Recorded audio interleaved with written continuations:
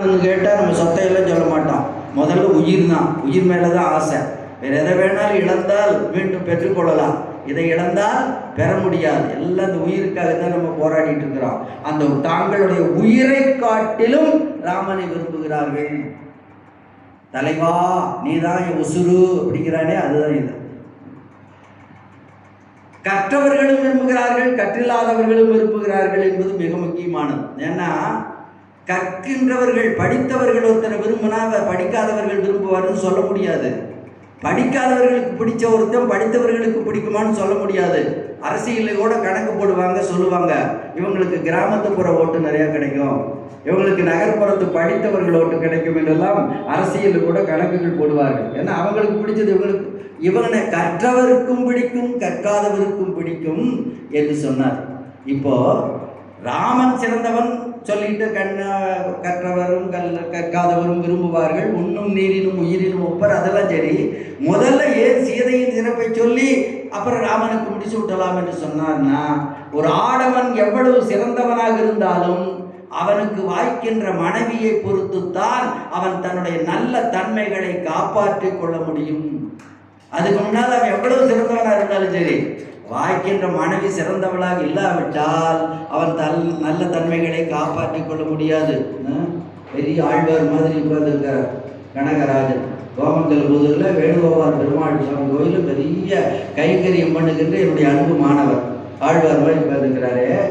உடையவர் ஸ்ரீ வைஷ்ணவத்தை வாழ்விக்க வந்த ராமானுஜர், நினைச்சு பாருங்க, ஆச்சாரியர் ராமானுஜர். அவர் இல்லைன்னா ஸ்ரீ வைஷ்ணவம் இல்லை, அவர் இல்லைன்னா திவ்ய தேசம் இல்லை, திருப்பதியே இல்லை. 108 திவ்ய தேசங்களை காத்து கொடுத்த ஸ்ரீ ராமானுஜ ஆச்சாரியார் உடையவர் எம்பெருமானார் வாய்த்த மனைவி தஞ்சமாம்பாள் சரியில்லை. தஞ்சமாம்பாள் சரியா அமையல ராமானுஜருக்கு. அதனால் என்னாச்சு, ராமானுஜ ஆச்சாரியருடைய குருவாக இருந்த திருக்கச்சி நம்பியை ஒரு முறை அவமதித்தாள். வீட்டுக்கு விருந்துப்பான்னு கூப்பிட்டாரு, தென்னையில் உட்கார்ந்து சோறு போட்டார். யாருக்கு? ராமானுஜ ஆச்சாரியருடைய குருவாக இருந்த திருக்கச்சி நம்பியை தஞ்சமாம்பாள் அவதரித்தாள்னா அவர் அந்த குலத்தை, தங்களுடைய அந்த பிராமண குலத்தை சாராதவர் என்பதற்காக. அடுத்தது திருவரங்கத்து பெரிய நம்பியினுடைய, அதுவும் அவருக்கு இன்னொரு குரு ராமானுஜருக்கு, திருவரங்கத்து பெரிய நம்பி, அவருடைய மனைவி ஒரு முறை தஞ்சமாம்பாள் அவதரித்தாள். அதனால தான் இனி இவளோட வாழ முடியாது என்று தஞ்சமாம்பாளை துறந்து முழு துறவு நிலையை ராமானுஜர் ஏற்றார். ராமானுஜருக்கு எந்த கதைன்னா இன்னும் நிறைய நேரம் இல்லை சொல்லுவேன். ஷேக்ஸ்பியர் வாழ்க்கையில் சொல்வார்கள், பெர்னார்ட் ஷா மிகப்பெரிய அறிஞர்கள் வாழ்க்கையில எல்லாம் அது சரியில்லாமல் அமைஞ்சு அப்படியும் இருந்திருக்கிறாங்க. அதெல்லாம் எக்ஸம்ஷன், விதிவிலக்குகளுக்கு சொல்வார்கள்.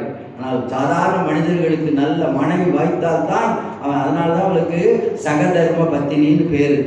அந்த கடவுளுடைய அந்த கடமைகளிலே உதவி செய்யும். அதனால் இப்போ சீதை சிறந்தவள் என்று சொன்னார். உடனே சரி என்று முடிசூட்டுவதற்கு முடிவு செய்தார்கள். உடனே முரசு, அந்த காலத்து வழக்கப்படி யானை மேலே முரசை வச்சு டம் டம் டம் டம் டம் டம் டம் அடித்து, பழைய சினிமாவில எல்லாம் பார்த்துருப்பீங்க, அடிச்சுக்கிட்டு யானை மேலே முரசு வைத்து அடிப்பார்கள். அடித்து இதனால் சகலருக்கும் தெரிவிப்பதையாவது டும் டும் டும் டும்னா எல்லாம் கூட்டிக்கிடுவான். ஏன்னா இந்த மாதிரி இப்போ இருந்தால் தொலைக்காட்சி, வானொலி, பேப்பரு எதுவும் இல்லாத காலம். யானை மேலே டம் டம் டம் அடித்து தான் செய்தியை சொல்லணும். செய்தியை சொன்னார்கள். அதை கேட்ட உடனே எல்லாரும் மகிழ்ந்தார்களாம். அந்த மகிழ்ச்சிக்கு கம்பன் ஓமைகளை சொல்லுகின்றார், 3 ஓமைகளை. ஊருக்குள்ள ஒரு குளம், ஊருணின்னு பேர். செட்டிநாட்டில் தான் ஊருணின்னு சொல்லுவாங்க. ஊர் நடுவில் ஒரு குளம் இருக்குது, அதைத்தான் ஊருணி, உண்ணி, அதை சாப்பிட்ற குளம். அந்த தண்ணி அப்படியே சாப்பிடலாம், அவ்வளோ சுத்தமாக வச்சுருப்பாங்க. நான் செட்டிநாட்டில் படித்தவனால பார்த்துப்பேன். ஊருணின்னு அதுக்கு பேர்.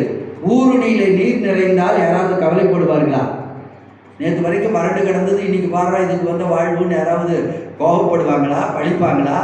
ஊருணி நீர் நிறைந்தால் எப்படியோ, ஊர் நடுவே ஒரு பழ மரம் பழுத்து தொங்கினால் எப்படி மகிழ்ச்சி அடைவார்களோ, ஊருணி நீர் நிறையவும் பழமரம் பழுக்கவும் கார் மழை பொழியவும். நல்ல மழை பொழியுது, யாராவது வருத்தப்படுவாங்களா? நம்ம நினைச்சாலும் பரவாயில்ல மழை பொழியிட்டுப்போம். அது மாதிரி மக்கள் மகிழ்ந்தார்களாம். ஒரே ஒருத்தி மட்டும் மகிழவில்லை. கொதித்தாள் குதித்தாள். கொதித்தாள் குதிக்கிறா. அப்படியே கொதிச்சா குதிக்குமா இல்லையா? அண்டாவே குதிக்குமா இல்லையா? அந்த மாதிரி குதிக்கிறா. இதுக்கு குதிக்க முடியாது, கூன் விழுந்தவா, கையில குச்சி வச்சுட்டு இருக்கிறவா. அவ யார் என்றால் தசரதனுடைய செல்வாக்கு மிக்க இளைய ராணியாக இருந்தாலே கைகேயி தேவியினுடைய அவதான் வளர்ப்பு தாய். சின்ன வயசுலேருந்து அவளை தூக்கி வளர்த்தவ கேகை நாட்டில். அவள் தான் அவளுக்கு தோழி. எல்லா ரகசியங்களையும் அவகிட்ட தான் பரிமாறிக்குவா. அவள் தான் அந்தரங்க காரியதரிசி, பிரைவேட் செக்ரட்டரி எல்லாம் அவள் தான். அவளுக்கு இளமையிலிருந்து கைகேயிக்கு ஆளினால் ஆக இருந்தவள் அந்த கூனி. தங்கவேலு நண்புமானன் சொன்ன மாதிரி மந்தரை என்றவளுக்கு பெயர். கூன் விழுந்ததுனால கூனி என்றவளுக்கு பெயர். ஒரு உடல் குறையை சுட்டி காட்டலாமா? கவி சக்கரவர்த்தியாக இருக்கிற ஒருத்தர் ஒரு உடல் குறையை வச்சு சொல்லலாமா, கூனின்னு சொல்லலாமா என்றால், அவள் உடல் வளைந்திருந்தால் சொல்லக்கூடாது. உள்ளமும் கோடிய கொடியாள். மனசுல தான் கூனி, மனக்கூன் தான் இருக்கக்கூடாது. மனசு வளையக்கூடாது. உடம்பு வளைஞ்சிருக்கலாம், கண் இல்லாமல் இருக்கலாம், கால் இல்லாமல் இருக்கலாம். யாரையும் நாம் உடற்குறையை காட்டி சொல்லக்கூடாது. அதனால தான் அதுக்கு நல்ல பேர் வச்சாங்க, மாற்றுத்திறனாளிகள்.